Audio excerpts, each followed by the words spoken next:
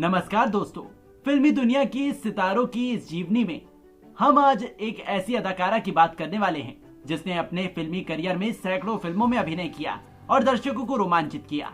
लेकिन वो अपने अभिनय करियर के आखिरी फेज में जाकर अधिक लोकप्रिय हुई। बचपन में ही शादी होने की वजह से वो अधिक पढ़ाई नहीं कर पाई, लेकिन उसके अंदर जो टैलेंट था उसे उसने बाहर निकाला और एक्टिंग के रूप में दर्शकों के सामने रखा, जिसे दर्शकों ने काफी प्यार भी दिया। फिल्मों में उसके महत्वपूर्ण योगदानों के लिए उसे कई बड़े पुरस्कारों से सम्मानित भी किया गया है। हालांकि आज वो हमारे बीच नहीं है, लेकिन अपने कामों की वजह से वो फिल्मी दुनिया में अमर हो गई हैं। जी हाँ दोस्तों, और हम बात कर रहे हैं अमिताभ बच्चन, धर्मेंद्र और राजेश खन्ना की ऑन स्क्रीन मां सुलोचना लटकर के बारे में, जिन्होंने काफी लंबे समय तक फिल्म इंडस्ट्री पर राज किया और कई बड़े दिग्गज अभिनेता और अभिनेत्रियों के साथ काम किया। मां का किरदार निभाकर दर्शकों के बीच सबसे अधिक लोकप्रियता बटोरने वाली सुलोचना ने सभी फिल्म प्रेमियों के दिलों पर राज किया। आज के इस वीडियो में हम आपको उनके जीवन के कुछ ऐसे किस्सों के बारे में बताएंगे जिन्हें शायद ही आप जानते होंगे। तो जानने के लिए वीडियो को पूरा अंत तक जरूर देखें। वैसे सबसे पहले अगर उनके शुरुआती जीवन की बात करें तो उनका जन्म 30 जुलाई साल 1928 को तब के बॉम्बे प्रेसिडेंसी बेलगाम डिस्ट्रिक्ट में खाड़कलत नाम के एक गांव में हिंदू परिवार में हुआ था, जो आज के समय कर्नाटक में पड़ता है। वैसे कहीं कहीं उनके बर्थ ईयर का डेट 1929 भी बताया जाता है, लेकिन ज्यादातर लोग 1928 को ही मानते हैं। खैर, उनका पालन पोषण काफी अच्छे से हुआ और वो अपनी शुरुआती पढ़ाई भी पूरी करने लगी, लेकिन किसी कारणवश वो मात्र क्लास 5 तक ही पढ़ पाई।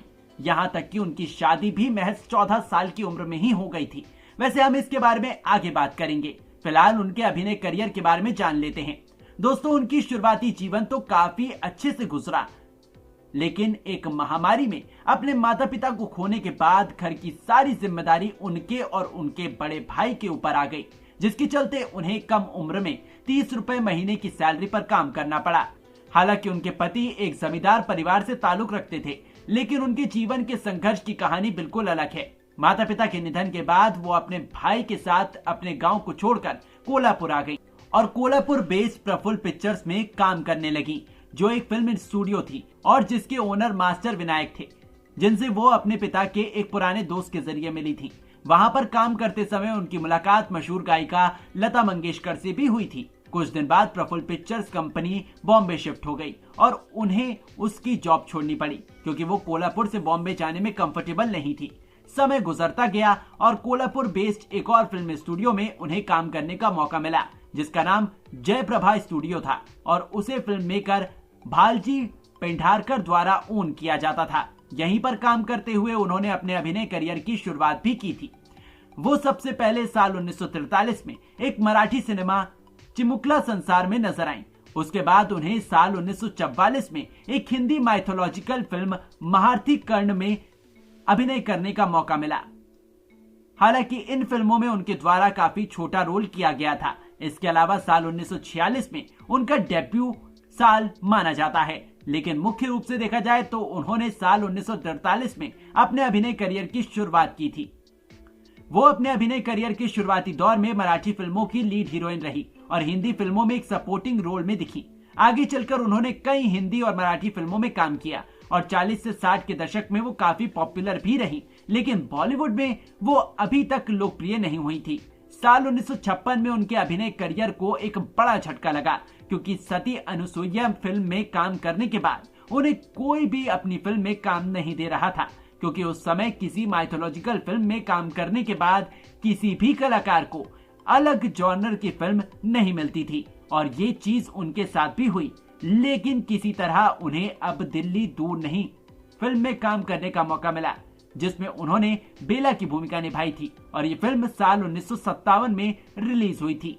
दोस्तों, उनके अभिनय करियर में एक और टर्निंग पॉइंट आया जब साल 1959 में उन्हें फिल्म सुजाता के लिए महज 30 साल की उम्र में मां का किरदार निभाने का ऑफर आया था। ये ऑफर उनके लिए फायदा कम बल्कि नुकसान वाला ज्यादा था, क्योंकि उन्हें भली भांति पता था कि मां का रोल करने के बाद उन्हें आगे लीड रोल मिलने में परेशानी होगी। इसलिए वो इस ऑफर को लेकर काफी कंफ्यूज थी और किरदार को निभाएं या नहीं, यही सब उनके दिमाग में चल रहा था। हालांकि दुर्गा खोटे और ललिता पवार के सुझाव के बाद इस रोल के लिए मान गई और बिमल रॉय का ऑफर एक्सेप्ट कर लिया। बहरहाल साल 1959 में फिल्म आई और वो नूतन की मां के किरदार में नजर आई। उसी साल दो उस्ताद नाम से एक और फिल्म आई जिसमें उन्होंने शानदार अभिनय किया। इस फिल्म में राज कपूर और मधुबाला लीड रोल में दिखाई दिए। वहीं पर शेख मुख्तार की पत्नी के रूप में लटकर दिखी। फिल्म को दर्शकों द्वारा काफी पसंद किया गया और ये बॉक्स ऑफिस पर सफल भी रही। दोस्तों, अब यहाँ से धीरे धीरे उन्हें बॉलीवुड के दर्शकों में भी पहचान मिलने लगी थी।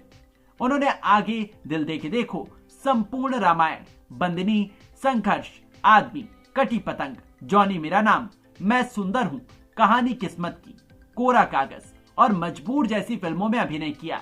साल 1978 में आई फिल्म मुकद्दर का सिकंदर में उन्होंने विनोद खन्ना की मां का रोल निभाया और दर्शकों को रोमांचित किया। इस फिल्म में न सिर्फ विनोद खन्ना बल्कि अमिताभ बच्चन भी लीड रोल में अभिनय करते हुए नजर आए। इसके अलावा राखी और रेखा भी इस फिल्म में शामिल थी। कई सहायक कलाकारों ने इस फिल्म में अपना अहम योगदान दिया।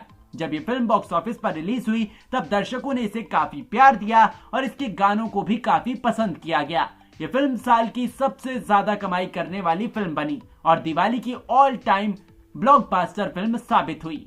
इतना ही नहीं, शोले और बॉबी के बाद ये उस दशक की तीसरी सबसे ज्यादा कमाई करने वाली फिल्म बन गई। इससे लटकर के करियर को बतौर कैरेक्टर रोल काफी बूस्ट मिला और वो दर्शकों के बीच काफी लोकप्रिय हुई।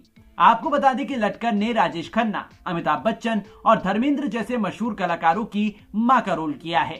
साथ ही वो कई बड़े अभिनेता जैसे दिलीप कुमार के साथ भी नजर आईं। 80 और 90 के दशक में भी उन्होंने कई शानदार फिल्मों में अभिनय किया, जैसे आशा, जरा सी जिंदगी, हिम्मत वाला, फुलवारी, अंदर बाहर, गुलामी और खून भरी मांग। उनकी आखिरी फिल्म परीक्षा थी जो साल 2007 में आई थी। दोस्तों, उन्होंने कुल 300 से अधिक फिल्मों में अभिनय किया, जिनमें 50 से अधिक मराठी फिल्म और 250 से अधिक हिंदी फिल्में शामिल हैं, जो किसी भी कलाकार के लिए किसी बड़े अचीवमेंट से कम नहीं है। दोस्तों, उनके निजी जीवन की बात करें तो खबरों के मुताबिक उनकी शादी महज 14 साल की उम्र में हुई थी, जिसके बारे में हमने शुरू में जिक्र किया है। उनके पति का नाम अबा साहेब चौहान था, जो महाराष्ट्र में एक जमींदार परिवार से ताल्लुक रखते थे। हालांकि उनके बारे में अधिक जानकारी नहीं है। लटकर की एक ही संतान हुई थी, जिसका नाम कंचन घनेकर है। उनकी बेटी ने आगे चलकर एक Marathi stage actor doctor Kashinath Ghanekar से शादी किया। फिलहाल के लिए दोनों ही लाइमलाइट से काफी दूर रहते हैं। वहीं लटकर के पिता एक पुलिस अधिकारी थे, जबकि उनकी मां हाउसवाइफ थी। जब वो 12 से 13 साल की थी तब प्लेग महामारी के कारण उनके माता पिता की मौत हो गई थी। उनका एक भाई था जो उनसे 10 साल बड़ा था, जिसके बारे में पब्लिक डोमेन में कोई भी जानकारी नहीं है। अपने शानदार और दमदार अभिनय के दम पर उन्होंने सभी दर्शकों का दिल जीता और कई जैसे साल 1999 में उन्हें देश के चौथे सर्वोच्च पुरस्कार पद्मश्री से सम्मानित किया गया। वहीं 2004 में film fair life time achievement award भी दिया गया। इसके अलावा 2009 में महाराष्ट्र भूषण, 2019 में सरस्वती बाई दादा साहेब फाल्के पुरस्कार से भी सम्मानित किया गया। 40 से लेकर 90 दशक तक फिल्म इंडस्ट्री में अपना दबदबा कायम रखने वाली लटकर भी आखिरकार कई बीमारियों ने उन्हें जकड़ लिया और वो इस दुनिया को अलविदा कहकर चली गई। दरअसल 93 या 94 साल की हो चुकी लटकर को अधिक उम्र होने की वजह से कई बीमारियों ने जकड़ लिया और जिसके चलते 4 जून 2023 को मुंबई के प्रभादेवी के अपने घर में उन्होंने अपनी अंतिम सांस ली। खैर, आज भले ही वो हमारे बीच में नहीं है, लेकिन अपने अभिनय के चलते वो फिल्म इंडस्ट्री में अमर हो गई हैं। उम्मीद करते हैं कि आपको उनकी ये जीवनी पसंद आई होगी। अगर आप उन्हें पसंद करते हैं तो वीडियो को लाइक जरूर करें और ऐसी अनसुनी जीवनी के बारे में जानने के लिए हमारे इस चैनल को सब्सक्राइब जरूर करें। धन्यवाद।